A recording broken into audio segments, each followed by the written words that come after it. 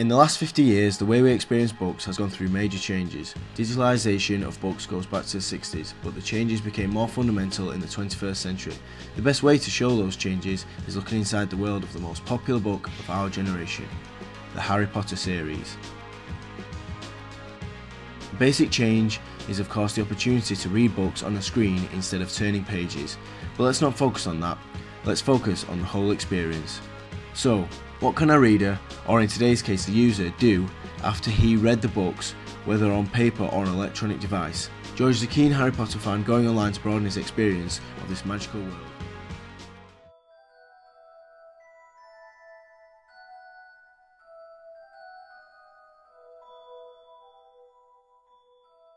The first website he comes across is harrypotter.co.uk, supposedly the main Harry Potter website online, operated by Warner Brothers since they bought the rights for the Harry Potter films in 1999. The website is a great interactive experience, offering multiple videos, special features and downloads, along with promotional offers to purchase Blu-ray editions of the films or book the Harry Potter Warner Brothers tour. Now, let's take a look at another website, Pottermore.com, operated by Sony. Is an incredible example of how books are no longer just text, but can be experienced through images and interactive games. It is a place to explore the series and the magical world more than ever before, and to discover exclusive new content from J.K. Rowling herself. The Pottermore shop allows readers to purchase digital audio books and ebooks as well. Moving forward, another major change is our interaction with authors. Authors are now in the very centre, the heart of the publishing scene, and the readers have opportunities to connect with them. In our case, George can go to jkrowling.com and read the recent news about the creator of his favourite series, check out her new book, or just enjoy their interactive website. He can also visit her Twitter or Facebook accounts and maybe even get a response if he decides to leave a message. But what if George wants to participate in the writing experience rather than just exploring what is already exposed? What if he wants to share his theories and ideas? Thanks to digitalisation and the World Wide Web, he can do it on various fan fiction websites, and one of the most popular websites is the Leaky Cauldron. The Leaky Cauldron is a Harry Potter fan community which offers, along with news, pictures and info about the books and the films, a creative environment for fan writers. It even has submission guidelines and evaluation criteria.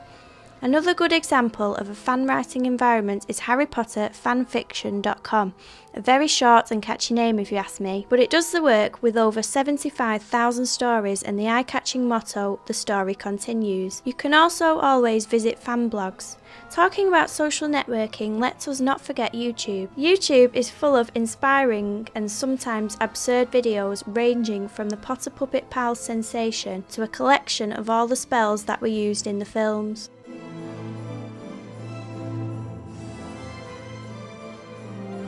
Now, wait a second, this is all really great, but what lies under the attractive layers of interactivity and participation?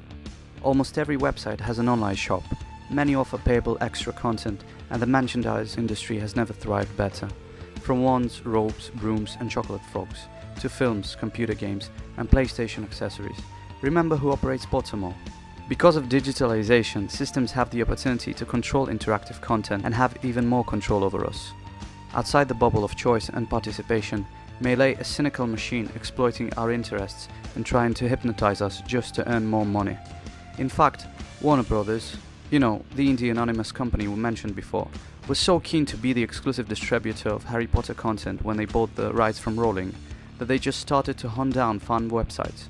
Some of them were operated by children. Warner Brothers did it in the name of copyright infringement, but many suspect that it was to gain as much control as possible over the popular series. Participation can be a powerful agent of shared knowledge if we make the right choices and use interactivity wisely.